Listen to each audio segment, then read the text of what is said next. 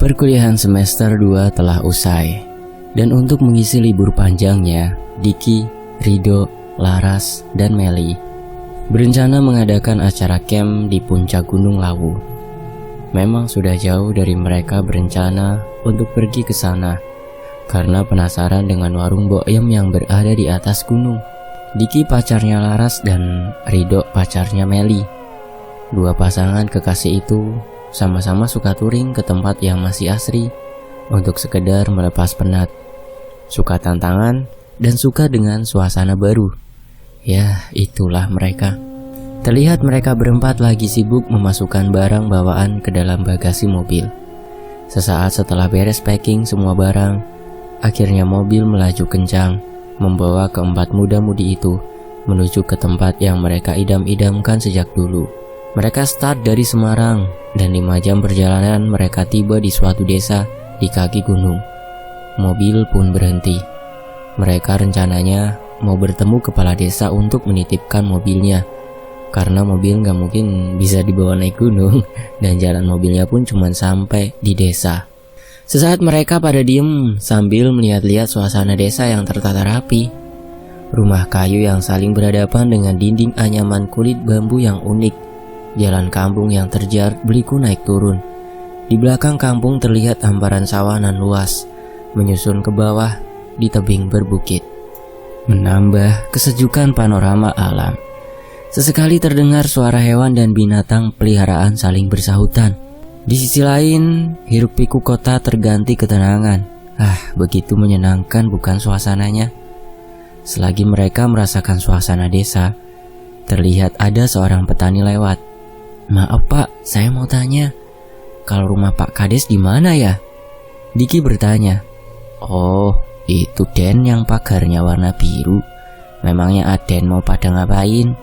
Petani itu menjawab dan balik bertanya. "Ini Pak, kami mau menitipkan mobil kami di sini, dan kami mau naik ke puncak gunung, mau camping," jawab Diki. "Oh gitu. Oh ya udah, hati-hati ya kalau ke sana.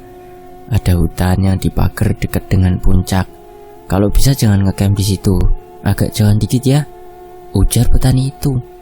"Memang kenapa Pak? Apa puncak gunung ini angker ya Pak?" Meli yang sedari tadi hanya mendengarkan pun bertanya. "Enggak juga Neng, ya hanya hutan itu aja Neng. Hutannya ndak luas, cuman sengaja dipagar sama Bapak Kuncen penjaga gunung sini, dan ada larangan masuk ke situ. Saya juga ndak tahu jelas apa sebabnya Neng. Tapi yang pasti, semua warga di sini harus bilang ke setiap orang asing yang mendaki atau bercamping supaya mematuhi larangannya," tutur petani itu. Kami semua pun penasaran dan saling tatap satu sama lain dengar penjelasan petani itu. "Oh gitu ya Pak," kata Meli. "Iya Neng, kalau gitu saya permisi dulu ya," kata petani itu dan langsung meninggalkan mereka berempat. "Iya Mang, terima kasih ya sudah mengingatkan." Diki menganggukkan kepala lalu mengerutkan alisnya. "Gimana nih Dik? Apa kita naik aja atau pulang lagi ke Semarang?" "Masa ya kita pulang lagi? Lagian tuh si bapak nakut-nakutin kita aja, bikin gak mood ngelanjutin pendakian." Rido menggerutu heran dan sedikit pesimis. "Ya kita jadi dong daki. Gak ada salahnya kita nurutin apa kata si bapak. Kan si bapak hanya bilang jangan memasuki hutan yang dipagar. Udahlah, jangan pada parno kalian. Mending sekarang kita temui dulu Pak Kades. Kita nitipin mobil sambil kita bahas kata si bapak tadi itu," kata Diki. "Ya udah kalau gitu, gimana baiknya aja." Rido, Meli, dan Laras pun pada menganggukkan kepala, dan mereka melanjutkan perjalanan menuju rumah kepala desa yang tak jauh dari tempat mereka bertemu petani tadi. Setelah sampai di rumah Pak Kades dengan rumah joglo dan halaman yang luas, mereka pun mencoba mengetuk pintu. Ternyata Pak Kades sendiri yang buka pintu. "Maaf, apa benar ini rumah Pak Kades?" Dengan nada sopan Diki bertanya. "Iya, saya sendiri. Ayo silakan masuk. Kita bicara di dalam saja ya."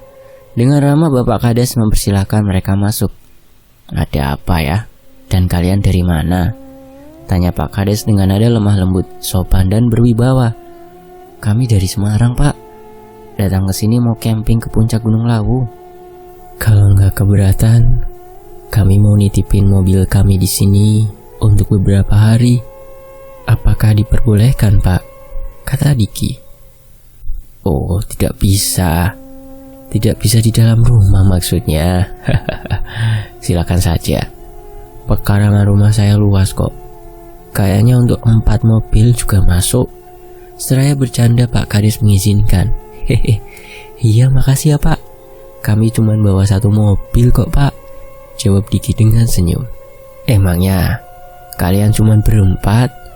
Apa yakin kalian tidak takut camping hanya 4 orang? Tanya Pak Kades. Enggak Pak, kami udah terbiasa camping berempat kok Pak. Kemanapun, entah ke pantai ataupun ke gunung, jawab Diki. Oh gitu. Oh ya, satu lagi. Di sana nanti kalau sudah sampai puncak, kalian jangan mencoba masuk hutan yang dipagar. Entah apa alasannya. Yang pasti itu demi keselamatan kalian. Kalau mau camping, lebih baik agak jauh dari hutan itu, tutur Pak Kades lagi. Iya Pak, kami sudah tahu dari Bapak Tani yang lewat tadi. Oh gitu, ya sudah. Selamat mendaki aja. Semoga kalian selamat sampai tujuan dan kembali lagi, kata Pak Kades. Akhirnya mereka pun berpamitan berangkat menuju puncak gunung. Langkah demi langkah, terayun naik turun bukit kecil-kecil, mendaki tangga alam dan bebatuan terjal dan curam. Sesekali mereka menghela nafas, berhenti sejenak dan melanjutkan kembali. Berbagai pemandangan menakjubkan terpampang depan mata. Suatu mahakarya Tuhan yang sangat luar biasa. Tak lupa foto-foto epik singgah di galeri ponsel mereka masing-masing. Pos-pos pendakian dilalui. Tak terasa perjalanan sudah memakan waktu hampir 8 jam. Dan waktu menunjukkan pukul 15.30. Dan spot warung Boyem sudah tinggal beberapa langkah lagi. Mereka berempat pun beristirahat sejenak sembari menikmati kopi yang bisa dibeli di warung Boyem itu. Sesekali ngobrol dengan pendaki lain, berbagi cerita tentang pengalaman pendakian yang telah dikhatamkan.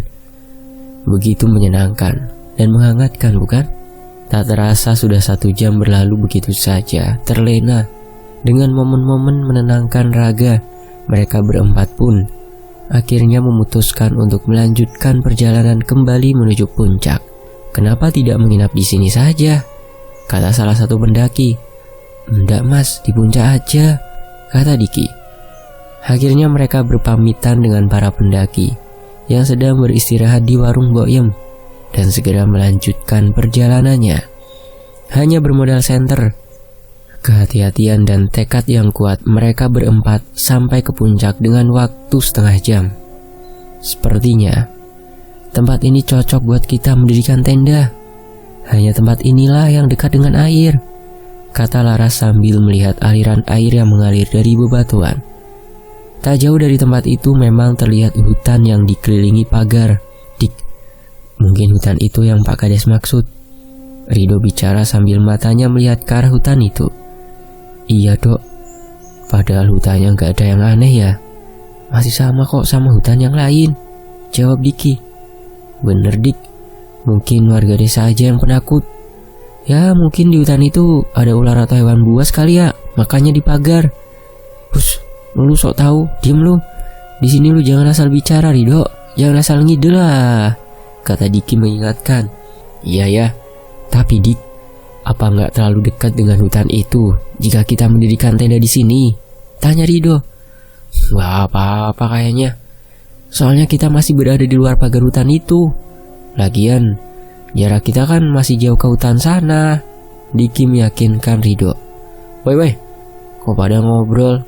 Cepet dong bikin tenda. Hari udah mulai sore nih, Laras dan Meli teriak-teriak. Iya, sambil berpaling dari hutan yang sedari tadi dilihatnya. Diki dan Rido bergegas ke arah Meli dan Laras. Karena memang sinar mentari sudah mulai mengingkari bumi. Akhirnya mereka pun berbenah membuat tenda. Setelah selesai kemudian mereka mengumpulkan kayu bakar. Meli dan Laras membuka perbekalan makanan dari tas dan menatanya di tenda agar mudah diambil saat dibutuhkan. Begitu menjelang malam, api unggun pun dinyalakan. Mereka berpasangan duduk di depan kobaran api. Diki yang memainkan gitar kecil yang dibawanya dari Semarang terus bernyanyi memecahkan keheningan malam. Tawa canda, seru-seruan, ejekan dan banyolan terlontar dari keempat insan yang sedang bersukacita itu. Sesekali rayuan gombal khas anak-anak muda terlontar dari masing-masing bibir. Sesaat, sudut mata Diki menoleh ke arah hutan yang tadi dipagar dan sesuatu terlihat olehnya. Kok itu kan? Telunjuk jari Diki menuju ke arah hutan itu tanpa berkata jelas apa maksudnya. Rido, Laras dan Meli pun melihat apa yang Diki tunjuk dan terbelalak dengan apa yang mereka lihat. Sungguh mereka sangat kaget luar biasa. Di hutan yang berada di dalam pagar itu terlihat banyak rumah, seperti suatu perkampungan kecil yang sangat asri, dan bangunan-bangunan kuno berhias ornamen-ornamen kejawen. Nyala listrik menerangi setiap rumah, seperti benar-benar ada penghuninya. Tiba-tiba Rido bicara, "Itu emang perkampungan. Mungkin tadi sore kita hanya melihat pohon-pohon besar tanpa melihat ke bawahnya. Sekarang terlihat. Ya karena adanya lampu listrik yang nyala, bener gak?" "Iya sih, tapi kita harus ingat sama ucapan Pak Kades dan petani tadi. Udahlah, jangan terlalu dipikirin. Lagian tuh kampung emang seharusnya dipagar kan? Kalau nggak dipagar, nanti ada kecoa masuk." Meli nimbrung, omongannya nggak jelas penuh candaan. "Meli, serius dong. Kita mungkin lagi berhadapan sama gaib tahu." Laras yang pendiam sedikit membentak Meli. "Lagian kalian yang dibahas itu mulu. Kita kesini kan mau senang-senang bukan mau uji nyali. Mungkin itu kampungnya Mbok Iem tadi." Meli cemberut manja. "Oh ya Mel, antar aku yuk. Aku gerah nih pengen mandi. Aku gak bakalan bisa tidur kalau belum mandi." Laras mengalihkan pembicaraan. "Ya udah yuk, aku juga mau mandi ah." Meli dan Laras pun beranjak menuju aliran air yang lumayan deras. Kemudian mereka mandi. Diki dan Rido masih tertegun. Sesekali mata mereka melihat ke arah kampung itu. "Dik, lu berani gak deketin kampung itu? Kita lihat di balik pagar aja untuk cari tahu. Tuh kampung beneran atau hanya hutan?" kata Rido. "Sarap lu, kagak ah." Diki memalingkan wajahnya. "Kenapa lu takut? Ayolah. Lagian kita kan gak masuk pagar. Kita kesini kan mau mencari hal yang baru. Jarang-jarang lo ada kesempatan buat kita untuk tahu kenapa dilarang keras masuk ke situ," bujuk Rido bersemangat. "Enggak ah, lagian lu jangan bermain-main dengan hal yang kayak gini, Dok," kata Diki. "Bukannya gue takut, tapi gue hanya ingin mematuhi peraturan yang berlaku. Kita tuh di sini hanya tamu, Dok," sambung Diki. "Halah, bilang aja lu takut, Dik. Gue penasaran. Kalau lu takut biar gue pergi sendiri aja. Gue yakin bahwa tuh emang bener rumah penduduk di sini. Gak ada angker-angkernya tahu. Elunya aja yang terlalu mendramatisir keadaan," kata Rido semakin bersemangat dan keras kepala. "Lu jangan terlalu kepo, Dok. Ini bukan Jakarta tahu. Ini hutan, ingat lu," kata Diki. "Justru di Jakarta nggak ada yang kayak gini, Dik. Makanya gue pengen cari tahu." "Ah, capek ya ngomong sama lu. Gak ada habisnya. Terserah lu ah, mau gimana juga." Diki pun kesal. "Widih, malah naik darah. Biasa aja dong. Lagian gue cuma bercanda. Gue juga sama takut kali. Ah, terserah lu, Dok. Ya udah, gue mau mandi dulu, nyusul cewek gue." Diki pun beranjak pergi. Tunggu, gue ikut." Rido pun ikut berdiri dan lari mengejar Diki. Setelah mereka semua pada mandi, kemudian mereka kembali berkumpul di hadapan api unggun yang masih menyala. "Kita masak dulu yuk, buat makan malam," kata Meli sambil melihat Laras. "Ayo." Laras menganggukkan kepala dan bergegas masuk ke tenda untuk mengambil perlengkapan masak. Akhirnya, mereka pun masak makanan yang mereka bawa. Membakar ayam kampung, bakar ikan, sambal saus pedas, serta makanan lainnya yang mereka bawa. Memang mereka sangat totalitas saat melakukan perjalanan kemanapun. Setelah pada matang dan siap santap, mereka pun makan bersama. "Kok udah makan malah ngantuk ya?" Rido menguap. "Tidur ah." Rido beranjak menuju tenda meninggalkan ketiga temannya. Dasar SMK lu. Udah makan kabur. Beresin dong ini semua. Diki menggerutu sambil matanya melihat Rido yang berjalan tanpa komentar. Yaudah Mel, kalau lu ngantuk tidur aja sama Laras. Kalau ada apa-apa teriak aja ya. Aku di tenda sebelah sama Rido, kata Diki kepada Meli. Ya Mel, yuk tidur lah, capek banget nih badan. Laras mengajak Meli yang lagi asyik mainin kayu yang terbakar. Ayo, Meli pun berdiri. Oh ya Dik, lu tidur juga dong. Gak takut lu sendirian di luar? Laras menatap Diki. Iya bentar lagi, belum ngantuk. Ya udah aku tidur duluan ya. Selamat malam honey, see you. Jangan malam-malam tidurnya ya, kata Laras kepada Diki. Laras dan Meli pun beranjak menuju tendanya, meninggalkan Diki yang masih mainin asap rokok yang mengepul di bibirnya. Sesekali mata Diki melihat ke arah kampung itu. Dalam pikirannya, dia benar-benar yakin kalau tadi sore dia melihat sangat jelas sekali bahwa kampung itu hutan. Selagi dia duduk, tiba-tiba tengkuknya ada yang meniup.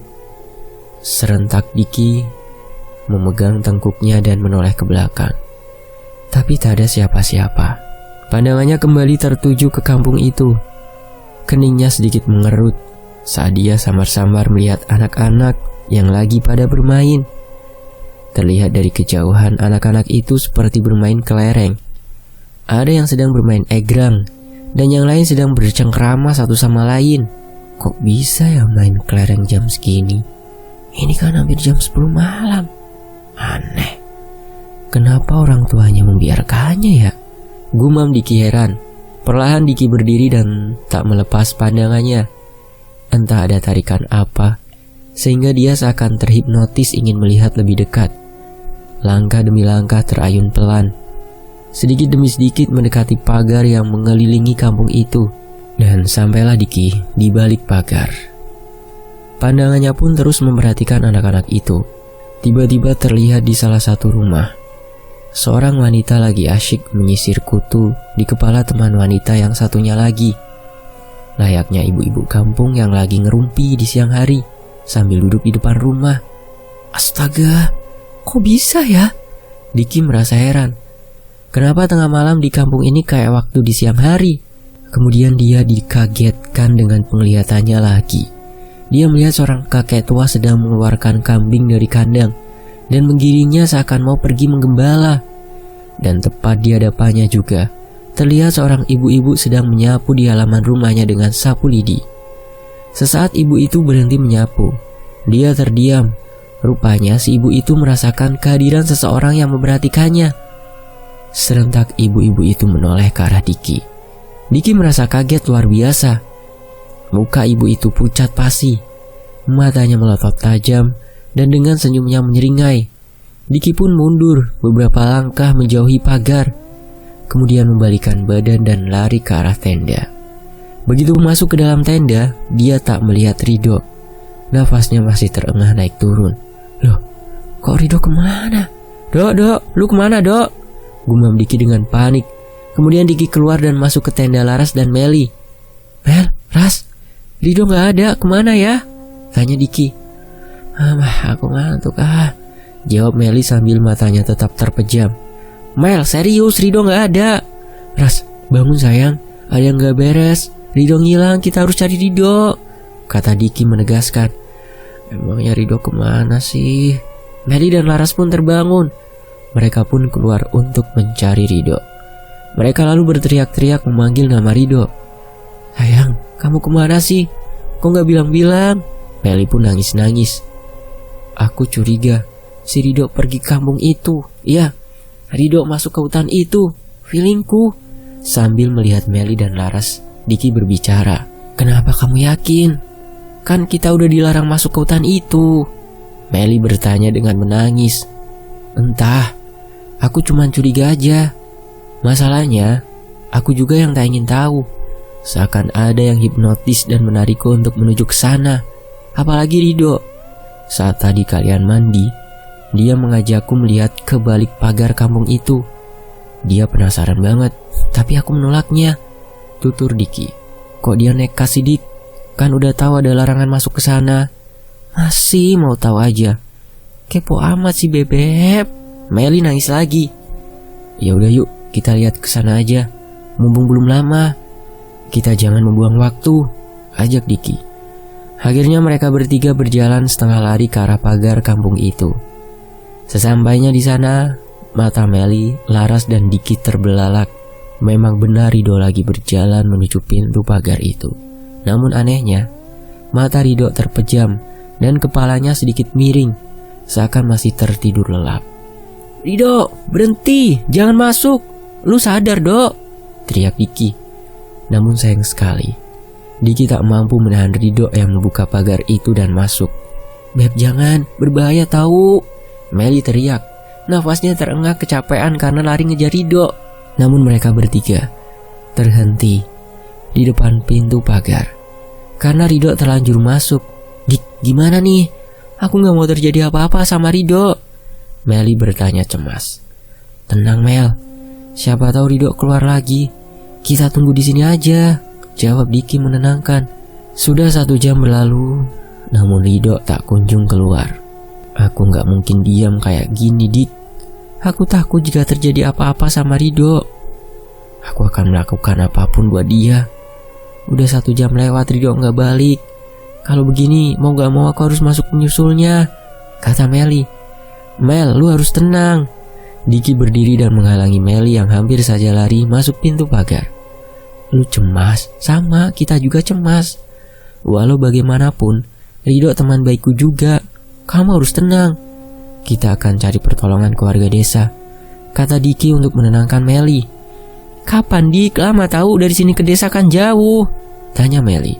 Iya Mel, tapi kalau lu masuk juga belum tentu lu bisa menolong Rido. Ingat Mel, yang kita hadepin adalah hal gaib. Hanya orang yang bikin pagar ini yang tahu harus bagaimana. Percayalah sama aku, Diki menegaskan. Serentak Meli mendorong Diki hingga Diki terjatuh. Enggak, aku harus masuk. Apapun yang terjadi, aku gak peduli. Kalau lu mau cari pertolongan, pergi aja. Itu juga kalau lu peduli sama aku dan Rido. Meli kemudian lari dan masuk ke pintu pagar yang masih terbuka. Meli, Laras teriak. Lu jangan nekat Mel. Laras nangis sambil tangannya membangunkan Diki yang terjatuh. Kenapa jadi kayak gini sih Dik? Aku takut mereka kenapa-napa, Laras berkata dengan cemas. Kamu harus tenang Ras. Sebaiknya kita pergi cari pertolongan warga desa. Kita akan temui kuncen yang membuat pagar ini, tegas Diki. Ini kita udah di puncak Dik. Lu gak inget kita jalan dari pagi hingga sore itu berapa jam? Ingat kita udah di puncak, bentak Laras. Ayo Ras, kita pergi, gak ada waktu lagi. Nanti di Mbokyem kita bisa minta bantuan. Tangan Diki pun memegang erat tangan Laras. Kemudian mereka lari terburu-buru kembali ke tenda untuk membawa senter. Dan mereka pun langsung turun gunung. Sementara di sisi lain, udara dingin menusuk tulang. Dan rasa lelah tak menyurutkan Diki dan Laras untuk menuruni gunung. Entah tubuh terluka seperti apa yang mereka dapat, tersandung batu dan tergores ranting pohon yang tajam, tetap mereka terabas berlari tanpa henti. Setelah berlari cukup lama, Dik, perasaan kita gak ketemu warung Mbokyem yang tadi sore kita istirahat Dik, kata Laras saat berhenti sejenak. Iya juga ya. Padahal kita udah hampir 1 jam berlari, sambung Diki sembari melewati jalan ke kiri saat menemui persimpangan. Mereka terus berlari untuk mencari warung Mbokyem itu. Kabut yang menghalangi pandangan masih tetap diajar saja demi keselamatan teman yang sedang ditawan makhluk halus. Aduh, teriak Laras ketika ia tersandung sesuatu yang menghalangi langkahnya. Ras, lu gak apa-apa Ras? Tanya Diki. Bisa kalian bayangkan bukan suasananya saat Diki mencoba menyorotkan lampu senter yang ia bawa ke benda yang menghalangi langkah Laras. Astaga Ras, ini kan makam Ras. Kita di pos 4 Ras, kata Diki dengan panik. Dik, masa kita salah arah Dik? Kita salah arah? Perasaan bener jalurnya, kata Laras. Ya udah Ras, jangan panik. Kita balik arah dan ambil kanan nantinya, jawab Diki sembari menenangkan diri dan mencoba berpikir positif. Mereka pun putar arah dan terus berlari menuju Mbokyem. Beberapa saat kemudian mereka sampai. Mas, tolong teman kami Mas, pinta Diki dengan nada ngos-ngosan setelah berlari. Ada apa Mas? Apa yang terjadi dengan teman Mas? Tanya salah satu pendaki dengan wajah penasaran. Diki pun menjelaskan dengan detail kejadian yang menimpa temannya di puncak gunung itu. Tiba-tiba si pemilik warung berkata, "Mas, kamu harus segera turun temui tim SAR dan Pak Kepala Desa. Mereka tahu apa yang harus dilakukan." Laras dan Diki pun saling bertatapan penuh kepanikan, seakan berpikir percuma minta bantuan ke Mbok Yem. Tanpa pikir panjang mereka berlari menuju ke base camp untuk meminta bantuan. "Kenapa jadi seperti ini sih, Dik? Kenapa seperti ini?" keluh Laras terus menerus panjang jalan. Memang benar, kalau dalam kepanikan hal-hal mustahil bisa terwujud. Pendakian dari bawah menuju puncak yang memakan waktu hampir 8 jam, turun dengan berlari hanya ditempuh dengan waktu 4 jam. Entah tersandung, terguling, tergores ranting tidak mereka hiraukan. Mereka berdua pun sampai ke perkampungan pukul 2 dini hari di tempat start awal pendakian dan mencari rumah kepala desa. Setelah beberapa kali menyusuri jalan kampung, akhirnya mereka menemukan rumah Pak Kades itu. Suasana sungguh sepi dan mencekam saat itu. "Permisi Pak," Diki mengetuk pintu. "Iya," jawab Kades sambil membuka pintu. "Kalian?" sambung Pak Kades dengan kaget. "Iya Pak, tolong teman kami Pak." Tanpa basa-basi Diki langsung minta tolong. "Memangnya kenapa dengan teman kalian?" "Kedua teman kami masuk ke hutan yang dibatasi pagar itu Pak." "Waduh, Bapak kan sudah peringatkan, jangan masuk tempat itu." "Enggak tahu Pak, teman kami seakan ada yang menuntun masuk ke sana." "Jalan satu-satunya kalian harus menemui kuncen gunung ini," kata Pak Kades memberi solusi. "Di mana Pak tempatnya?" tanya Diki. "Di ujung desa. Di sana ada rumah satu-satunya di tengah sawah. Pas jalan di kaki gunung yang kalian lewati tadi. Namanya Ki Surya." Oh iya, terima kasih Pak, kita segera ke sana Pak." "Ya sudah, semoga berhasil," pungkas Pak Kades. Mereka pun pergi buru-buru. Entah ada sesuatu yang ingin mencoba menghalangi mereka dalam perjalanan melintasi kebun bambu. Mereka dikejutkan dengan suara teriakan. Teriakan itu seakan menggema, menyelimuti perjalanan mereka berdua. "Dik, suara itu mengerikan. Aku takut, Dik." Laras berlari dengan sangat panik karena berpikir itu adalah suara dari Rido yang terjebak dalam kampung gaib. Diki mencoba menenangkan Laras dengan kata-kata andalan. "Udah Ras, terus fokus, jangan panik. Aku pun juga panik ini." Kabut terus menyelimuti mereka berdua saat Diki mencoba berhenti, menghela nafas jenak, dan memalingkan pandangan ke pohon bambu. "Bangsat, Ras, itu pocong Ras. Jangan berhenti di sini Ras," teriak Diki dengan sekuat tenaga menarik Laras hingga hampir terjatuh. "Dik, aku nggak kuat," teriak Laras, dan kali ini dengan tangisan kencang. Entah gangguan yang bertubi-tubi seakan tidak pernah habis. Sayup-sayup terdengar suara gamelan pengiring manten. Dan dari arah belakang seperti terdengar kereta kuda yang seakan-akan mengejar mereka. "Ya Tuhan, kenapa lagi nih?"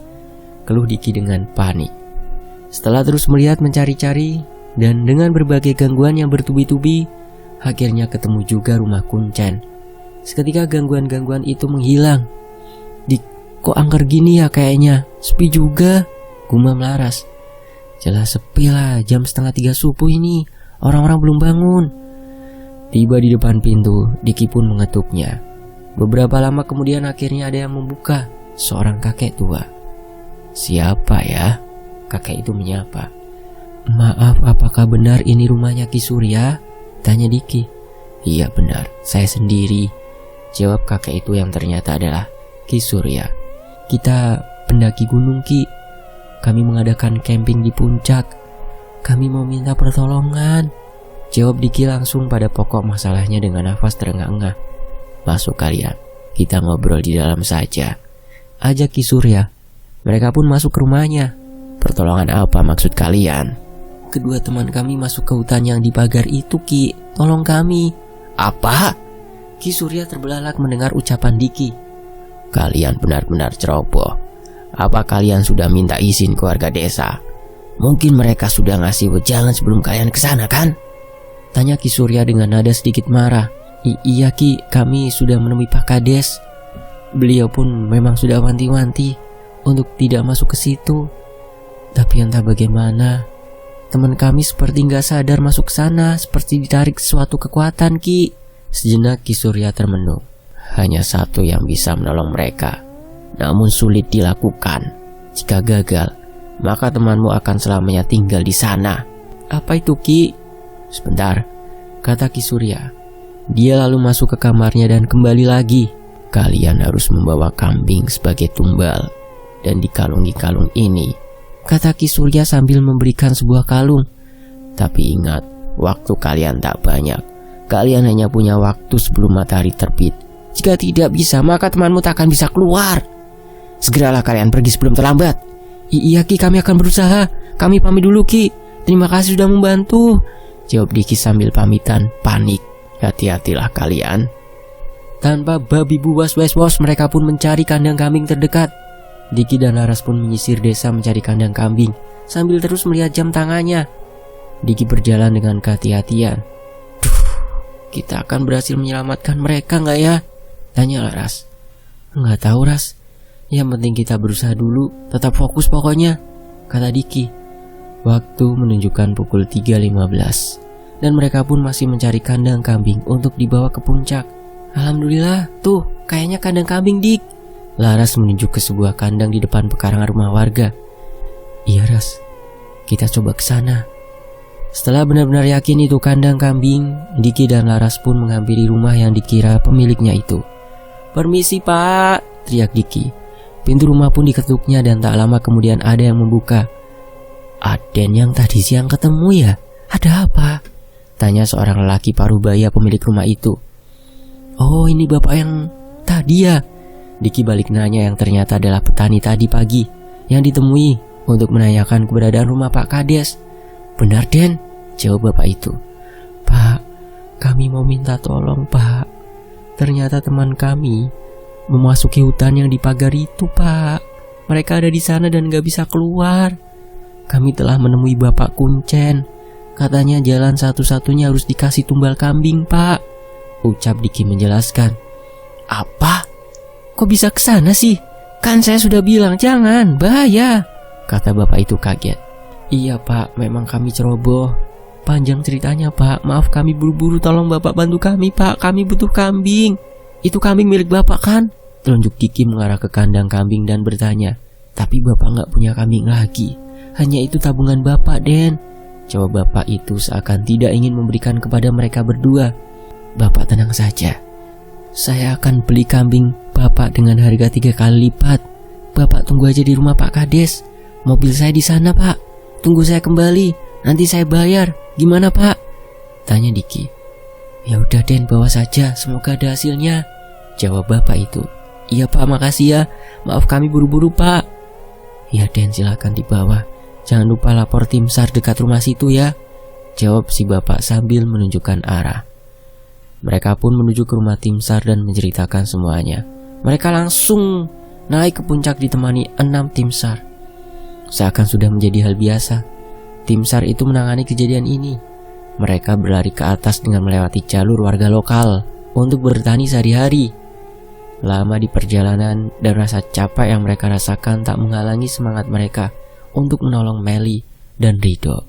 Duh, Ras, matahari hampir terbit. Cepat, Ras, kata Diki sambil menarik kambing. Diki dan Laras terus berlari. Laras benar-benar merasakan capek yang luar biasa karena naik setengah lari di tanjakan terus menerus. Mas, ini jalur warga lokal. Bentar lagi sampai puncak. Jalur ini biasa kami lewati saat ada kejadian-kejadian atau laporan dari pendaki yang sifatnya urgent, kata salah satu tim SAR itu. Tapi apakah teman kami bisa diselamatkan, Mas? Tanya Laras. Semoga ya, Mbak, jawab tim SAR. Aku capek, Dik. Aku gak kuat, keluh Laras. Ayo sayang, kasihan Meli dan Rido. Kita meski selamatkan mereka. Mereka teman baik kita, kata Diki menyemangati. Iya, Dik, aku tahu, tapi tenagaku udah habis, jawab Laras seraya berhenti dengan nafas ngos-ngosan. Ya udah, kamu jalan saja pelan. Ikuti aku dari belakang, biar aku jalan agak cepat. Setelah sampai di sana, kamu tunggu aku di tenda dan beresin semua barang kita ya. Antar aku ke sana, doakan saja agar aku dan mas-mas ini bisa bawa pulang Meli dan Rido, kata Diki. Ya udah, nggak apa-apa, aku sendiri saja. Antar aku tunggu di tenda ya, jawab Laras. Jaga dirimu baik-baik ya. Iya sayang, semoga berhasil ya, jawab Laras. Akhirnya Diki meninggalkan Laras yang berjalan pelan karena kecapean luar biasa. Tepat 5.30 pagi Diki dan tim SAR baru sampai di depan pagar hutan itu. Tanpa menunggu lagi, mereka lalu memasangkan kalung pemberian kuncen itu di leher kambing dan menggiringnya masuk ke pintu pagar. Kambing itu pun masuk ke hutan itu. Beberapa saat kemudian, kampung yang tadinya terlihat terang tiba-tiba saja berubah menjadi hutan kembali. Dan samar-samar terlihat wanita berjalan dengan sempoyongan ke arah Diki. Mila, teriak Diki dengan keras. Mila pun menghampiri Diki dan tim SAR dengan raut wajah yang kebingungan. Mila, Rido mana Mil? Tanya Diki kepada Mila. Bukan jawaban yang didapat, namun teriakan tangis yang keluar dari mulut Mila menggema, memecah hening pagi itu. Duh, gawat nih, gumam salah satu anggota SAR. Gawat kenapa mas? Kemana Rido? Rido bisa diselamatkan gak mas? Tanya Diki dengan panik. Para tim SAR berdiskusi satu sama lain, dan 2 anggota turun ke Mbokyem untuk menghalau pendaki lain naik ke puncak. Para pendaki lain diperingatkan untuk menuruni gunung, dan seperti diusir dari Gunung Lawu karena ulah yang Rido dan teman-temannya lakukan. 2 orang tim SAR pun membawa Diki, Mila, dan Laras kembali ke base camp. Dan 2 orang masih stay di puncak. Entah apa yang akan dilakukan oleh mereka. Isak tangis, lelah, dan rasa kantuk menyelimuti perjalanan turun gunung mereka bertiga. Seakan tak menyangka, kawan seperjuangan menghilang dengan cara yang mengerikan. Sesampainya di rumah SAR, sudah banyak orang berkumpul, termasuk Pak Kades, Kuncen, dan Bapak pemilik kambing. Kami semua menceritakan kejadian yang dialami di puncak, dan beberapa pertanyaan terlontar dari mulut Kuncen gunung itu kepada Meli. Dan ia menceritakan apa yang dialaminya di kampung gaib itu. Kita masuk ke sudut pandang cerita Meli dan Rido. Jadi, saat Meli yang baru saja memasuki kampung itu mencoba menenangkan pikirannya, dia perlahan berjalan sambil terus melihat ke sekeliling kampung itu dengan harapan menemukan Rido, kekasih hatinya. Tiba-tiba tepat di hadapannya, Meli melihat seorang nenek bertongkat berjalan membelakanginya. Badan Meli gemetaran. Ini nenek manusia apa setan ya? Ya Tuhan, lindungilah hamba, gumam Meli. Dia lalu memberanikan diri menyapa si nenek yang berjalan mendahuluinya. Maaf nek, saya mau nanya, nenek lihat seorang pemuda masuk sini enggak? Saya lagi mencarinya, tanya Meli. Gak usah kau cari, tak akan ketemu. Karena setiap manusia yang masuk ke sini akan menjadi warga di sini untuk selamanya. Si nenek menjawab tanpa menoleh ke arah Meli. Sejenak Meli terdiam. Dia bermaksud mau nanya kembali, tapi si nenek udah gak ada. Loh, kok tiba-tiba hilang? Aneh, kata Meli dalam hati. Apa maksudnya si nenek tadi ya? Duh Rido, lu kemana sih? Please ketemu dong. Lu bikin gue jadi ketakutan gini tahu, gumam Meli. Begitu lagi berjalan bagai maling yang mengendap-endap, sesaat Meli melihat anak-anak yang bermain kelereng dan wanita yang lagi menyisir kutu di kepala teman wanita satunya lagi. Dia juga melihat wanita paruh baya lagi nyapu, sama persis dengan yang tadi Diki lihat. Aneh banget, ini kan tengah malam, tapi mereka benar-benar sulit dimengerti, pikir Meli. Selagi diselimuti berbagai pertanyaan dalam benaknya, tiba-tiba Meli melihat seorang anak sedang memakan mentah daging kelinci. Mulutnya berlumuran darah. Meli terus melihatnya. Anak itu terdiam, kemudian menoleh ke arah Meli. Matanya melotot, lidahnya menjulur keluar, giginya bertaring, dan rambutnya gondrong acak-acakan. Perlahan Meli mundur. Meli menjerit ketakutan dan lari pontang-panting tanpa arah tujuan. Sesaat ia berhenti sambil melihat ke belakang.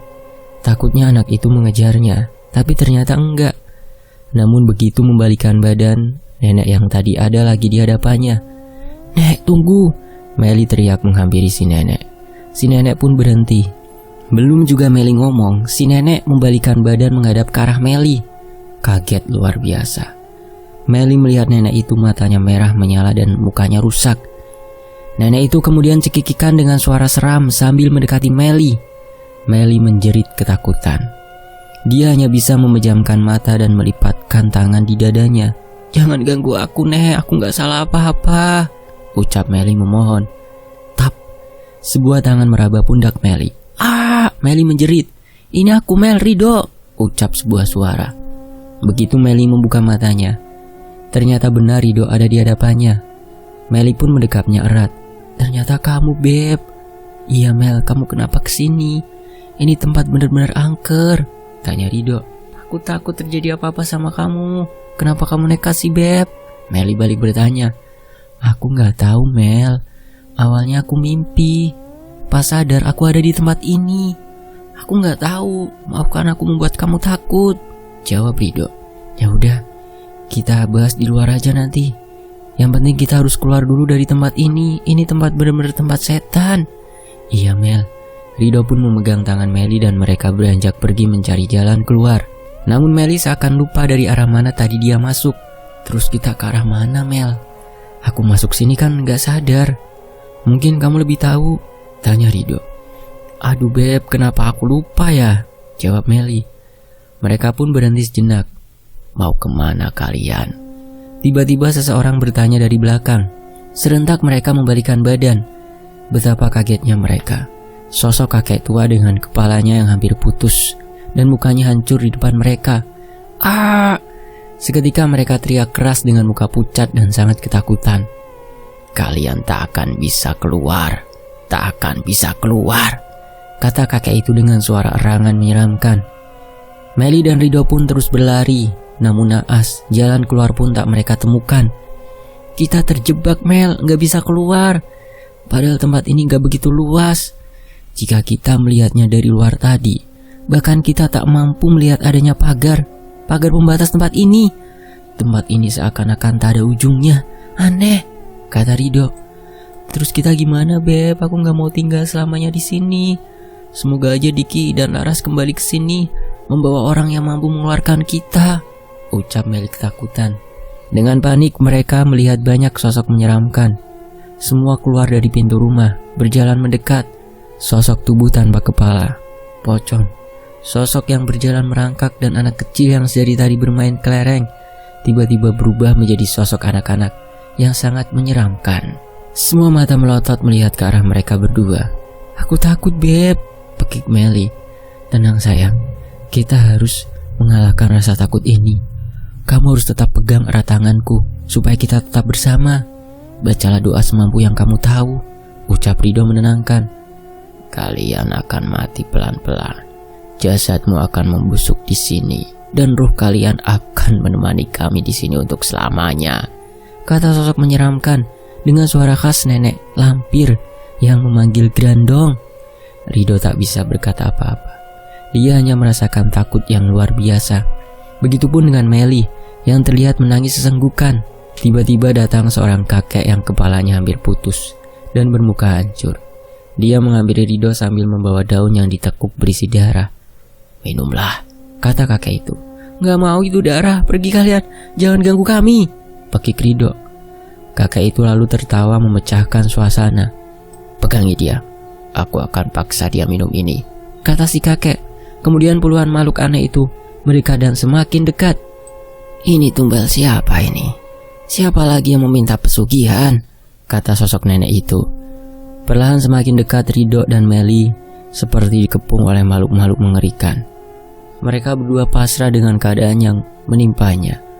Menangis pun percuma.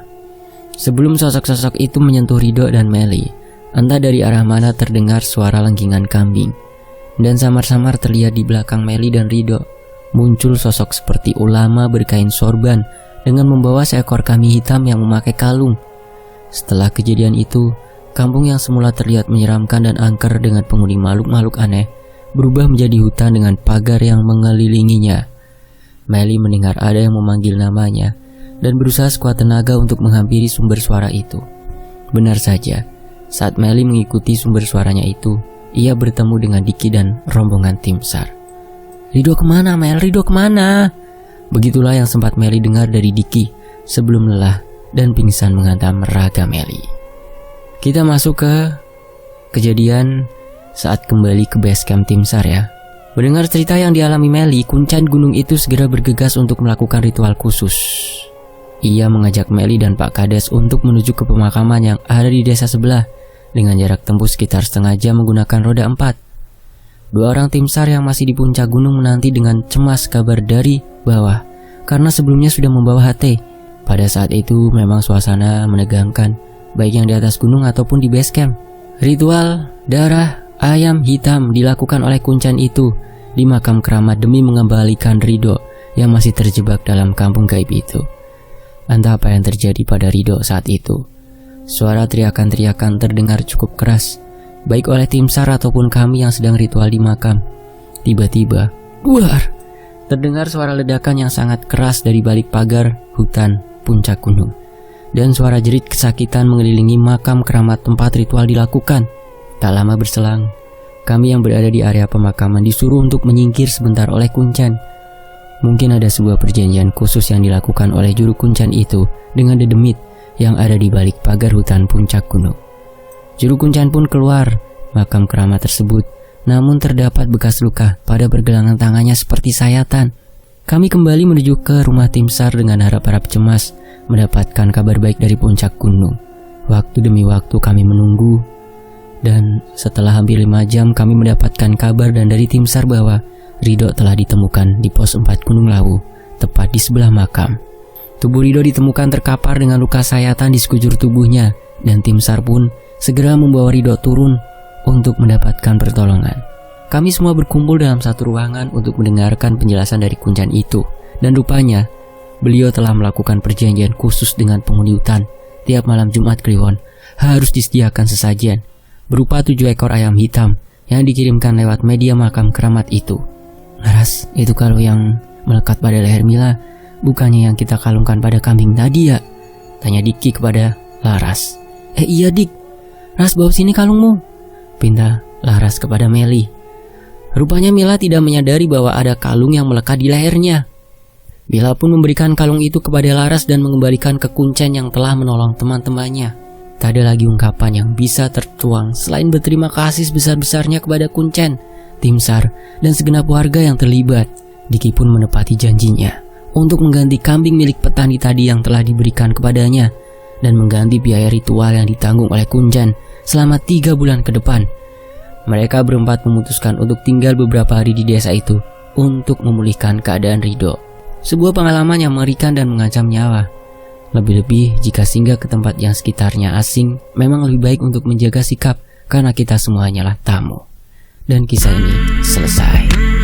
Demikianlah sebuah kisah dari Hakuna Matata, Kampung Gaib. Fakta sejarah pamit. Terima kasih teman-teman sudah menyimak kisah ini di sini. Wassalamualaikum warahmatullahi wabarakatuh.